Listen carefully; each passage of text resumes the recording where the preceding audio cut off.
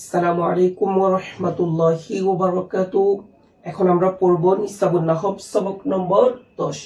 তো সবক নম্বর 10 এর মধ্যে আমরা প্রত্যেকেই জানি এই সবকের মধ্যে আলোচনা করা হয় ইসমে মু'রাব, ইরাবের দিক থেকে যে 16 প্রকার ইসিম এবং 16 প্রকার ইসিমের জন্য যে 9টি ইরাব রয়েছে সে সম্পর্কে আলোচনা করা হচ্ছে। তো আমরা গত পর্বের মধ্যে পড়ছি 16 প্রকার ইসিমের ষষ্ঠ প্রকার যে ইসিমটি রয়েছে সে সম্পর্কে। যেমন ষষ্ঠ প্রকার ইসিমের নাম হচ্ছে আসমাউন সিত্তাতুন মুকাব্বারাতান মুওয়াহহাদাতান মুদাফাতান ইলা গায়রি ইয়াইল মুতাকাল্লিমি। এই ষষ্ঠ প্রকার ইসিমের জন্য ইরাব হবে চতুর্থ প্রকারের ইরাব, কেননা হিদায়াতুন নাহর মধ্যে উল্লেখ রয়েছে والرابع أن يكون الرفع بالواو والنصب بالألف والجر بالياء ويختص بالأسماء الستة مكبرة موحدة مضافة إلى غير ياء المتكلم। অর্থাৎ চতুর্থ প্রকারের যে ইরাব হালত রফা হবে ওয়াও দ্বারা, হালত নসব হবে আলিফ দ্বারা, হালত জর হবে ইয়া দ্বারা। এই ইরাবটা হওয়ার জন্য ইসিমকে অবশ্যই মুকাব্বারা হতে হবে, মুওয়াহহাদা হতে হবে, মুদাফাতান ইলা গায়রি ইয়াইল মুতাকাল্লিমি। এই ইরাবটা হওয়ার জন্য ইসিমের মধ্যে এই তিনটে শর্ত অবশ্যই পাওয়া যেতে হবে। প্রথম শর্ত হচ্ছে যে এই 6টি ইসিম আসমাউন সিত্তাতুন, এগুলো কি এই সম্পর্কে আমি গত ক্লাসে বলছি যে এই 6টি ইসিমগুলো হচ্ছে আবুন, আখুন, হামুন, হানুন, ফামুন, জু। এই ইসিমগুলো হালতে রফা ওয়াও, হালতে নসব আলিফ, হালতে জর ইয়া হওয়ার জন্য অবশ্যই মুকাব্বার হতে হবে এবং মুওয়াহহাদা হতে হবে এবং মুযাফাতান ইলা গায়রি ইয়াইল মুতাকাল্লিম হতে হবে। এই তিনটে শর্ত যখন পাওয়া যাবে তখন আসমাউন সিত্তাতুনের মধ্যে ইরাব হবে এটা। ঠিক আছে, তো আমি উদাহরণ দিই, যেমন জা আবুকা, তোমার বাবা আসলো। তাহলে আবুন এটা ইজাফাত হয়েছে কার দিকে? তাহলে হালত রফা হবে কি দ্বারা? ওয়াও দ্বারা। এখানে দেখেন আবুন এটা হচ্ছে যে মুকাব্বার, কেননা আবুনটা তাজকিরের ওজনে আসে নাই। কারণ আমরা জানি তাজকিরের ওজন হচ্ছে 3টি, ফাইলুন, ফাইলুন, ফাইলুন। তারপরে তো আবুন তো এই 3টা ওজনে আসে নাই, তাহলে এটা মুকাব্বারা। এবং আবুন হচ্ছে মুওয়াহহাদা, এটা তাসনিয়াও না জামাও না। এবং আবুনটা ইয়াই মুতাকাল্লিমের দিকে ইজাফাত হয়নি, যেমন আবি, এই ইয়াটাকে বলা হয় ইয়াই মুতাকাল্লিম, ইয়াই মুতাকাল্লিম বলা হয়, যে ইয়াটা আমার অর্থ দেয়। তাহলে আবুকা তোমার বাবা, আবুহু তার বাবা, আবু যাইদিন যাইদের বাবা।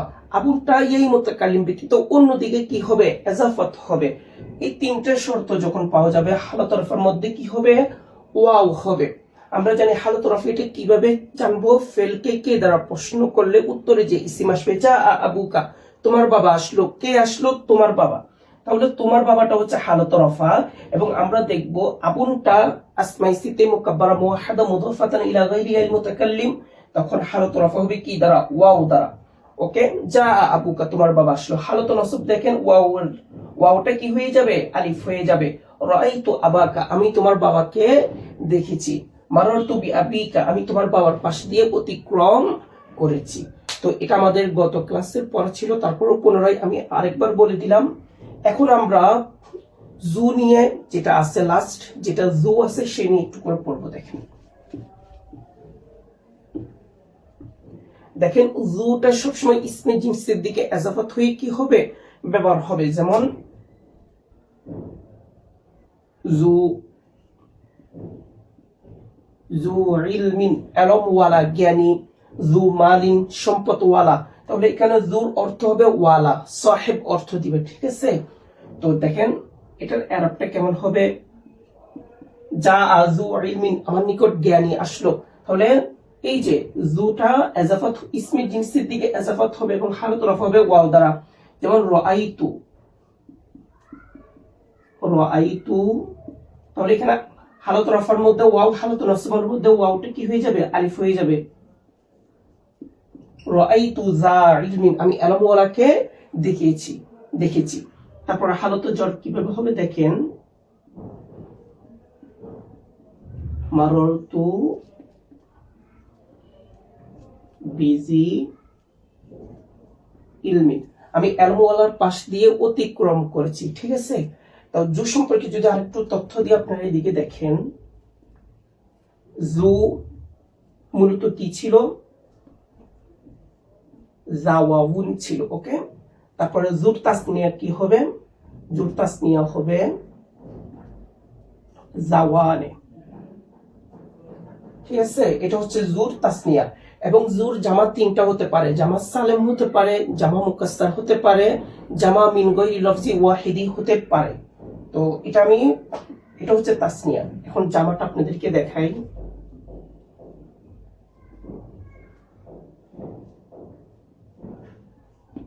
জাবুনা,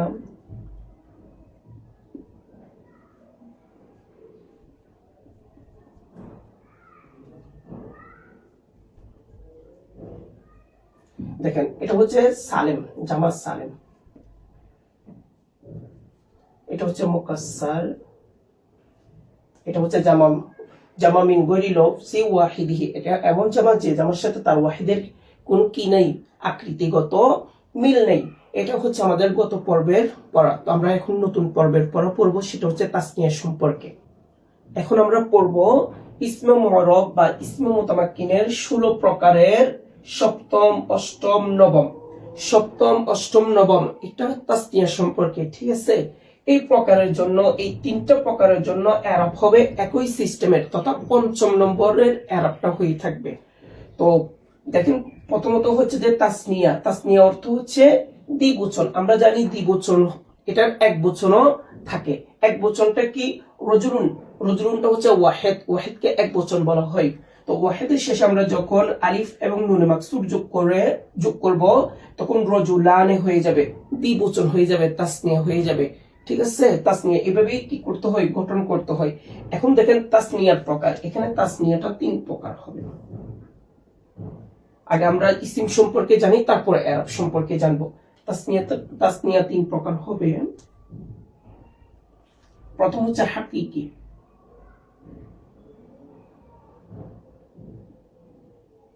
তারপর হচ্ছে সুরি, তারপর হচ্ছে মানবী। দেখেন, হাকিকি মানে বাস্তবিক তাসনিয়া, এটাকে বলা হয় হাকিকি।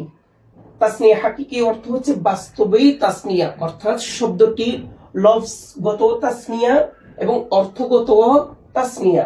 আমি আপনাদেরকে দেখাই, তাসনিয়া হাকিকি বলা হয় এমন তাসনিয়াকে, যেমন এটাকে আপনারা তাসনিয়া হাকিকি ধরতে পারেন।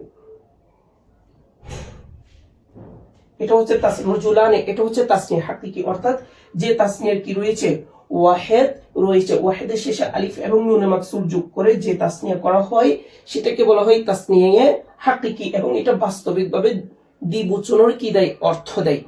ঠিক আছে, যেমন এটা দ্বিবচনের অর্থ দিচ্ছে এবং তার এক বচনও রয়েছে, এটাকে কি বলা হয়, তাসনিয়া হাকিকি। অর্থাৎ যেটা লফজ এবং মানা উভয় দিক থেকে কি হয়, তাসনিয়া হয়। দেখেন, এখন আমরা পড়বো তাসনিয়া সুরি নিয়ে। ঠিক আছে, তাসনিয়া সুরি মানে হচ্ছে যে আকৃতি। তাহলে তাসনিয়া সুরি হচ্ছে যে, এটা হচ্ছে এমন তাসনিয়া যেটা শুরুতের দিক থেকে তাসনিয়ার সাথে কি রাখবে, মিল রাখবে। যেমন ইসনানে, আলিফ এবং নুনে মাকসুর, এই যে তাসনিয়ার আলামত পাওয়া গেছে। ইসনাতানে তাসনিয়ার আলামত পাওয়া গেছে, বিদায় এটাকে তাসনিয়া সুরি বলা হয়। কিন্তু বাস্তবিকভাবে এগুলো কিন্তু দ্বিবচন না। আমরা জানি তাসনিয়া মানে হচ্ছে দ্বিবচন। ইসনানে, ইসনাতানে এগুলোকে আমরা দ্বিবচন বলতে পারবো না, কারণ দ্বিবচন যদি বলি তাহলে তার এক বচন খুঁজতে হবে, কিন্তু এক বচন তো নেই। ঠিক আছে, তারপরে দেখেন তাসনিয়া মানবী। তাসনিয়া মানবী মানে হচ্ছে যে অর্থগত তাসনিয়া। অর্থটা কিসের দিবে, তাসনিয়ার দিবে, কিন্তু লফজের মধ্যে আমরা কোনো তাসনিয়ার কোনো আলামত, কোনো চিহ্ন পাবো না। যেমন দেখেন আপনারা, কেলা,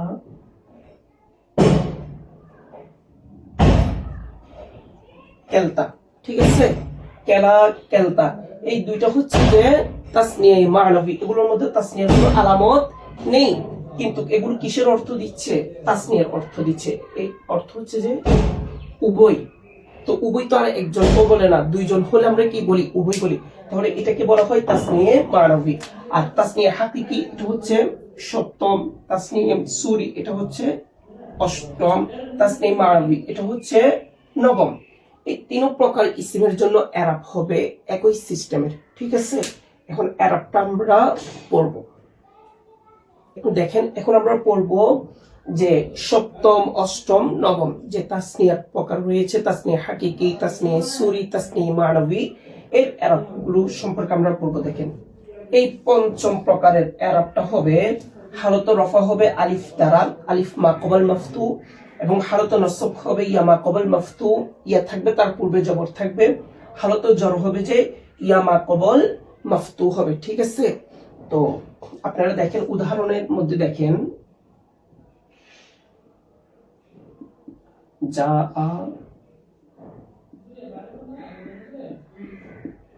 রজুলানে, যা রজুলানে দুইজন পুরুষ আসলো। তাহলে দুইজন পুরুষ আপনারা দেখতেছেন আলিফ তারপর নুন মাকসুর, আলিফ এবং নুন মাকসুর দেখতেছেন, তার মানে এটা তাসনিয়া।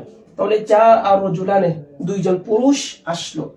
এই যে ফেলকে যদি আমি কে দ্বারা প্রশ্ন করি, কে আসলো, ফেলকে কে দ্বারা প্রশ্ন করলে কে উত্তরে রজুলানে আসতেছে, তাহলে রজুলানে এটা হচ্ছে হালতের রফা। এখন আমরা দেখব ইসিমটা কোন প্রকারের মধ্যে পড়ছে। যদি ইসিমটা যদি 16 প্রকারের সপ্তম, অষ্টম, নবম প্রকারের মধ্যে পড়ে থাকে, তাহলে এই প্রকারের ইসিমের জন্য হালত রফা হবে কি দ্বারা? আলিফ দ্বারা। এখানে হালত রফা হচ্ছে আলিফ, ঠিক আছে। এখন আমরা পড়ব যা আর রজুলানে দুইজন পুরুষ আসলো, হালত রফা। এখন দেখেন হালত নসব হবে ইয়া মা কবল মাফতু। যেমন দেখেন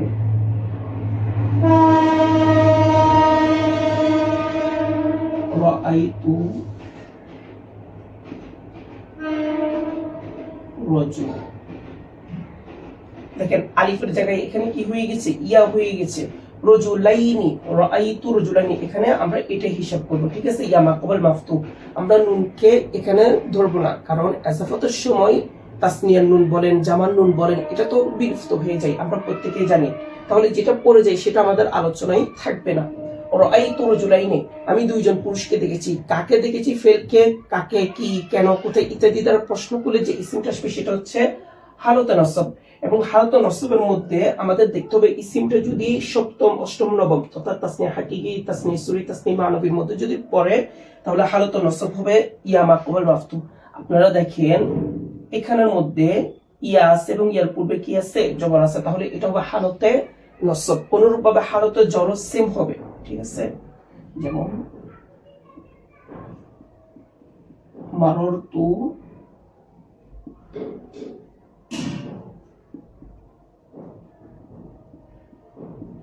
মাররতু বিরজুলাইনি, তাহলে হালতে নসব এবং জর সেম হবে ইয়া মা কবল মাফতু।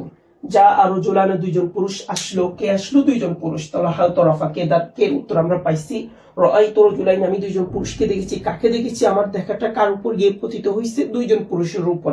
তাহলে কাকে উত্তরে দুইজন পুরুষ আসলে হালতে নসব।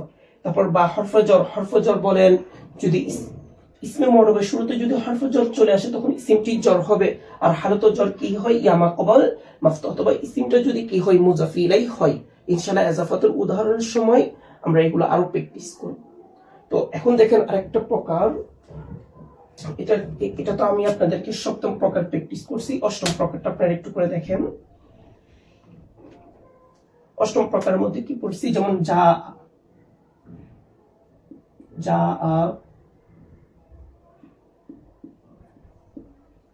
ইসনানে, যা ইসনানে দুই আসলো। দুই এটা যে কোনো কিছু হতে পারে আর কি। যা ইসনানে দুই আসলো।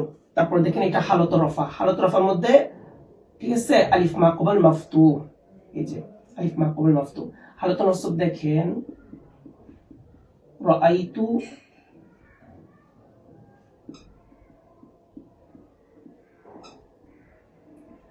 ইসনাইনি, আমি দুইকে দেখলাম। এখানে দেখেন আলিফটা নুনের পর যে আলিফ ছিল ওই আলিফটা দেখেন এখানে ইয়া হয়ে গেছে, ইয়া মা কবল মাফতু। হালত জর দেখেন অনুরূপভাবে মাররতু বিইসনাইনি, এভাবেই হবে। তারপরে আমরা যে তাসনিয়া মানবী যেটা পড়ছি কেলা, কেলতা, এগুলো আপনার এজাফত ছাড়া কি হবে না? ব্যবহার হবে না। এগুলো জমিরের দিকে যখন এজাফত হবে তখন এই এরাবটা হবে। যেমন যা আ কিলাহুমা, যা আ কিলাহুমা। এই যে এখানে এটাই হচ্ছে যে আমাদের হালত রাফা, আলিফ মা কবল মাফতু, হালত নসব দেখেন রাআইতু কিলাইহিমা, রাআইতু